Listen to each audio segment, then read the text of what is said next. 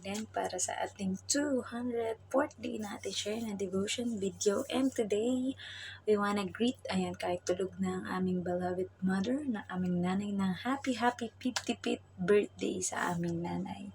So to Nanay Mary Jane, you know that we love you and we pray that God give you long life. Nabati na kita, natawagan na rin kita through video call.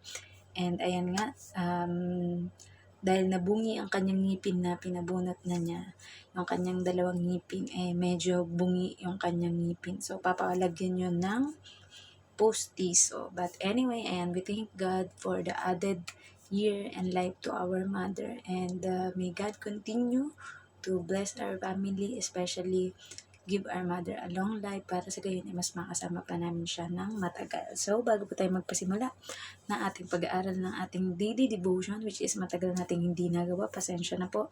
Dahil ng mga nakakaraang araw ay medyo naging abala tayo, inintay muna natin na matapos yung pasok sa school ng ating alaga. And thanks God na ngayon ang huling araw ng kanilang pasok at babalik sila ng New Year. So, bago po tayo magsimula, let us all pray. Ama namin Diyos na makapangyarihan at natuwa kami Panginoon, nagpapasalamat muli sa buhay kalakasan at hininga na ipinagkakaloob niyo sa amin. Salamat din po sa karagdagang taon na ibinigay niyo sa aming nanay Panginoon, nang sa gayon ay makapamuhay siya Panginoon na mahaba pa Panginoon, nakasama namin Panginoon, nang sa gayon Panginoon ay sama-sama kami Panginoon na lumago spiritually, physically, emotionally Panginoon, financially Panginoon, at lahat ng aspeto ng aming buhay ay alam naming pagpapalain niyo Panginoon. Basta kami lang po ay magpapatuloy na susunod sa inyong pinagagawa sa aming Panginoon. Lalong higit Panginoon, dadako kami muli sa pag-aaral ng inyong mga salita. I pray Lord God that your Holy Spirit, that the wisdom will come from you Lord God, at hindi sa sarili namin Panginoon, sapagkat kung mananangan kami at aasa kami Panginoon sa sarili naming kakayanan Panginoon, we can do nothing. But with you Lord God, nothing is impossible Panginoon, na kayang-kaya ninyo Panginoon na hipuin ang puso, isip at kaluluwa ng bawat makakapakinig nito Panginoon o makakabasa ng mga ginagawa naming daily devotion Panginoon. Sa gayon Panginoon ay maging gabay sa pang-araw-araw na buhay upang mapalakas ang kanilang mga spiritual na buhay Panginoon, lalong higit. At dalangin po namin Panginoon at nagpapasalamat kami na habang buhay sa tinapos na gawa ng Panginoong Hesus sa krus ng Kalbaryo o Golgota Panginoon, na pag-aalay ng kanyang buhay para sa amin na mga hindi karapat dapat Panginoon, ngunit minahal pa rin ninyo at tinanggap Panginoon. Ganyan din po Panginoon, I pray for the Holy Spirit to guide us Panginoon kung ano mga sasabihin namin Panginoon, at siyang pumapatnubay sa amin Panginoon upang sa aming daily walk Panginoon sa inyo Panginoon, it will glorify your name Panginoon, at hindi po ang glory namin ang makita ng lahat ng makakasaksi once we are witnessing that we are a follower of you Lord God. Muli, itinataas po namin ang lahat na papuri at pasasalamat sa tanging pangalan niyang bugtong na anak na si Jesus. Amen. So, ito po yung sinasabi sa Lucas 22:9. Ayan. Sabi daw, saan po ninyo nais na maghanda kami? Tanong nila ng mga alagad nga ron inutusan ng ating Panginoong Yesus. Message, ang ginawa daw ng mga nautusang alagad ni Yesus ay tanungin ang Panginoon kung saan ito nais na maganda sila. Application, ang pagtatanong sa mas nakatatanda o may mas mataas na katungkulan o karanasan sa buhay ay mainam. Lalo na kung dumadaan ka din sa ganoong yugto o sitwasyon ng buhay mo. At kaya dito na malalaman ng mga alagad na ito ni Jesus na kapag sinunod nila kung saan nais ng Panginoon na mangyari iyon, ay naging parte sila ng history. Masasabing para ding mga pangunahing tauhan sa Biblia ang mga alagad na ito ni Jesus, dahil naging malalapit sila sa Panginoon kasama sa hirap at ginhawa. Kaya kahit hindi na sila mga nakapag-asawa ay ayos lang sa mga ito. Ang mahalaga sa kanila ay napaglingkuran nila ang Panginoon at ang mga tao habang sila ay nabubuhay. Tayo din na may namang mga tumanggap at kumilala sa Panginoong Yesus ay dapat na marunong sumunod o magtanong sa Panginoon sa pamamagitan ng panalangin upang nakalulugod sa Diyos ang ating magagawa. So, purihin ang pagkabasa ng banal na salita ng ating Panginoon, diba? So, yun na nga. pinakaunang pinapakita dito is obedience, 'di ba?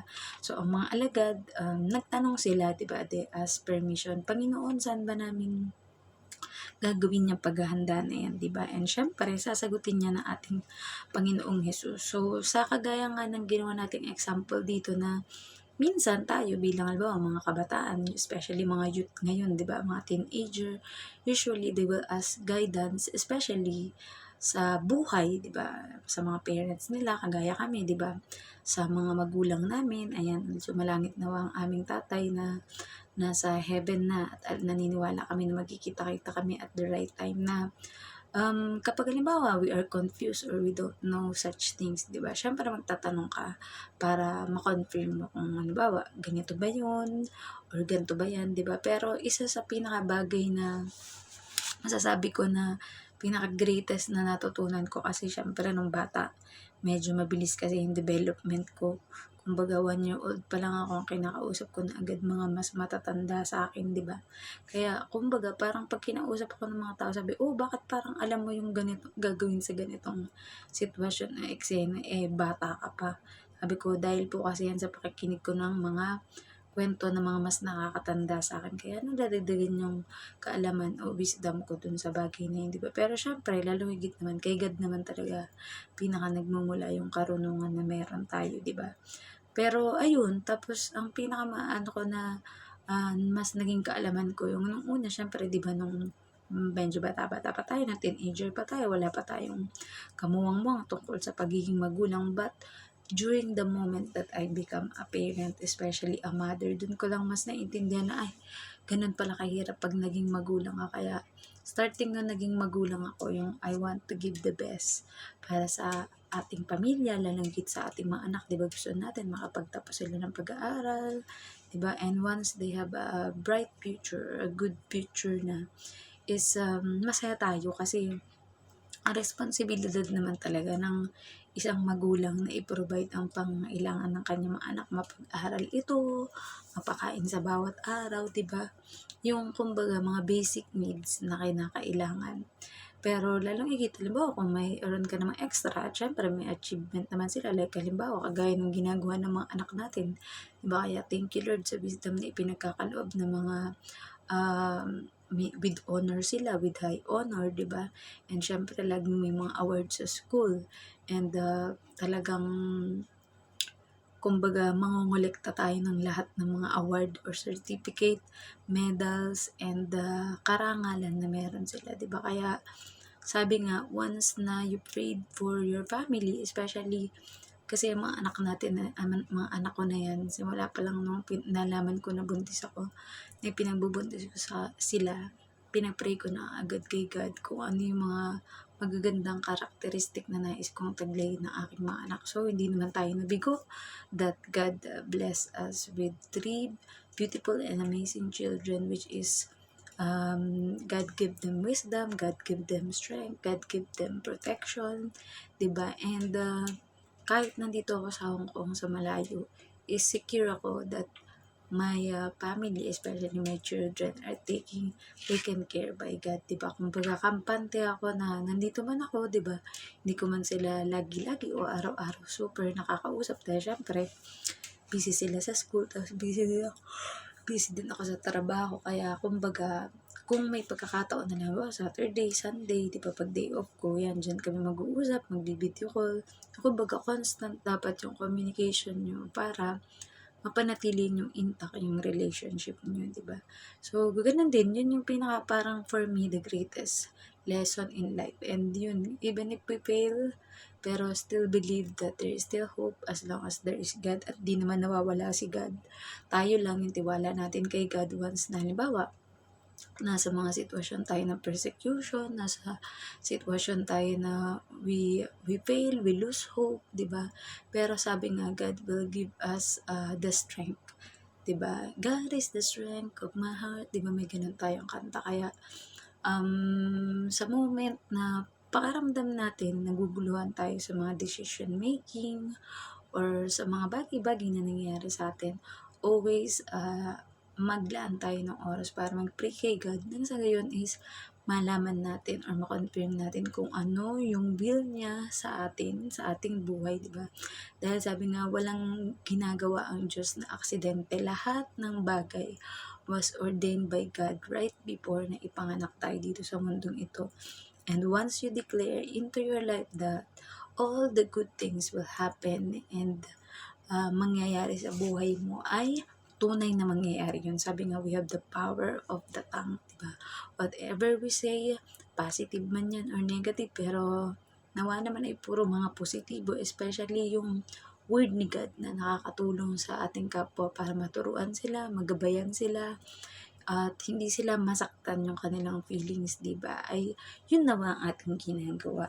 So, ayan, and wag natin kakalimutan ang pinaka-importante para hindi rin tayo maligaw sa mga pupuntahan natin or mga gagawin natin is hindi naman masamang magtanong sa mga mas nakakaalam or alam natin na posibleng makatulong sa atin sa ganung mga bagay. So, hanggang dyan na lamang po ang ating share ng devotion video and po ay may natutunan kayo sa gabing ito. So, bago pa tayo magwakas, let us all pray. Amin namin Diyos na makapangyarihan sa atin. Narito po kami, Panginoon, at nagpapasalamat sa inyong mayamang mga salita, Panginoon, na aming napagbulay-bulayan sa gabi ito, Panginoon. Bagamat malamig, bagamat pagod, Panginoon, at tunay na nararamdaman na, Panginoon, ang winter season dito sa Hong Kong, Panginoon. Pero nagpapasalamat po kami dahil sa inyong mayamang salita, Panginoon, na nagtuturo sa amin na kami ay matutong magtanong, Panginoon.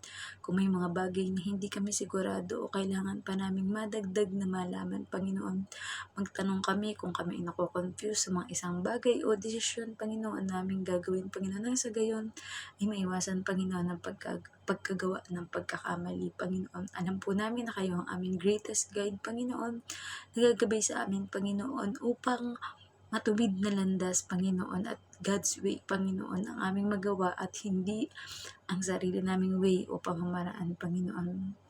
Ngayon din po, Panginoon, we pray, Lord God, para sa mga pinansyal na mga problema ng aming mga kapatid at lahat ng tao sa buong mundo, Panginoon, that we know, Lord God, that you will provide sa lahat ng mga pagtatrabaho, Panginoon, o pagninegosyo ng bawat tao, Panginoon, lahat ng mga nagplano magpagawa ng bahay, simbahan, ospital, Panginoon, mga school, Panginoon, na makakatulong, Panginoon, upang masolusyonan, Panginoon, ang mga problema ng bawat mga lugar at mga bansa, Panginoon. I pray, Lord God, na ipagkakaloob mo po ito, mga nais magpagawa o bumili, Panginoon, ng mga sasakyang pandagat, panghimpapawid o panglupa, Panginoon, na magagamit, Panginoon, upang maabot at ma-reach out, Panginoon, ng mga lugar na remote area, Panginoon, ng mga bulubundukin, Panginoon, o malalayong mga isla, Panginoon, ay mapupuntahan, Panginoon, upang mas marami ang makapakinig ng inyong mga salita, Panginoon.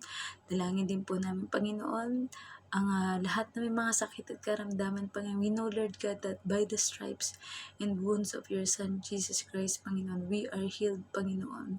At pinagaling niyo na kami, Panginoon, una ang aming mga kasalanan, Panginoon. Gayon din, Panginoon, ang mga pisikal na mga sakit o mga mararanasan namin, Panginoon, ay dagli lamang ito, Panginoon, sandali lamang, Panginoon, o maaaring hindi pa nga, Panginoon, na pumasok sa amin, especially kung pinatitibay namin ang aming espiritual, gayon din ang aming physical na pangatawan sa tulong ninyo, Panginoon. Anumang lala o hindi malalang mga sakit, Panginoon, ay kayang-kaya ninyong pagalingin, Panginoon, kung inyong nanaisin, Panginoon. Ngunit, kung ang mangyayari po talaga, Panginoon, ay sa kabila ng lahat na gawin, Panginoon, para gumaling ang mga taong ito, lalong higit ang mga mahal namin sa buhay, Panginoon, ay ang naging nangyari ay sila ay namayapa na, Panginoon, at pumunta na ng una sa inyong paraiso, Panginoon, ay matanggap po nawa ng mga maiiwanan, Panginoon, na yun ang inyong kalooban, Panginoon, at kayo mas nakakaalam kung ano makakabuti sa amin, Panginoon. Pray also, Lord God, for the pastors, priests, evangelists, prophets, teachers, Panginoon, din mga students, Panginoon, at workers, Panginoon, ng bawat denomination and body of Christ, Panginoon, ng mga simbahan, Panginoon, na nagnanais na maturuan, Panginoon, at mahasa ang bawat tao, bawat mamamayan ng bawat lugar o bansa, Panginoon, to be an effective leader, Panginoon, to be an effective follower of you, Panginoon, at gawin ang inyong Great Commission that go therefore and make disciple of all nations, Panginoon. Kaya din po, Panginoon, dinadalangin namin na lahat ng mga OFW sa iba't ibang mga bansa, Panginoon, na kinakayang magtrabaho at mapalayo sa kanilang mga mahal sa buhay, Panginoon, upang mabigyan lamang ng magandang buhay at magandang kinabukasan ng kanilang pamilya, lalo na ang kanilang mga anak, Panginoon. Provide for everything that they need, Panginoon, sa kanilang mga anak, mga mahal sa buhay, Panginoon, na kanilang tinutustusan ng pag-aaral, Panginoon. Pray, Lord God, na makakapagtapos sila, makakapasa sila sa anumang mga board exam, Panginoon, na kailangan nilang pagdaanan, Panginoon, upang magtagumpay sa buhay, Panginoon. And we pray, Lord God, para sa bawat mga bansa, Panginoon, lalo ang bansang Pilipinas, Panginoon, na ang pag-unlad, Panginoon, ay unti-unting mangyayari at magaganap dito, Panginoon. Matatapos at mawawala na ang korupsyon, Panginoon. Magkakaisa ang lahat ng mga miyembro, Panginoon, ng bansa, Panginoon, mula sa presidente hanggang sa pinakamababa sa bawat barangay, Panginoon, that everyone will be a discipler, Panginoon. Magiging kaligayahan ng bawat isa, Panginoon, na maabot ang bawat lugar, Panginoon, na makapakinig ng inyong mga salita at mabuting balita, Panginoon, sapagkat wala nang ibang pinakamagandang balita na maaaring ipagkaloob at ipangalat sa lahat ng tao, Panginoon, kundi ang mabuting balita ng pagliligtas sa amin ng inyong bugtong na anak na si Jesus, Panginoon. Dalangin po namin, Panginoon, that there will be no war, there will be no fighting, there will be no bombing, there will be an understanding, unity, love, compassion, and forgiveness, Panginoon, sa bawat mga bansa, Panginoon. At titigilan na, Panginoon, ng pag-away-away, Panginoon, bagkus there will be loving, there will be caring, Panginoon, there will be understanding, Panginoon, and they will accept, Panginoon, acceptance, Panginoon, ng ipinapahayag, Panginoon, na mabuting balita ng kaligtasan ng inyong bugtong na anak na si Jesus, Panginoon, sapagkat hindi maipaliwanag, Panginoon, na itong lahat ng mga pinangako ninyo, Panginoon, ay tunay na nangyari at naganap, Panginoon, 2,000 years ago man, Panginoon, o kahit magpasa hanggang ngayon, Panginoon. Kayo po ang siyang mataas at mapapurihan sa aming buhay, Panginoon. Kulang pa ang aming buhay kung iaalay sa inyo, Panginoon. Subalit kayo po ang yumakap sa amin. Kayo po ang umabot sa amin, Panginoon. Nang sa gayon, Panginoon, ay magkaroon tayo ng matibay at magandang relasyon sa isa't isa, Panginoon, na maaari din namin maibahagi sa lahat ng tao na makakausap at makikilala namin, Panginoon.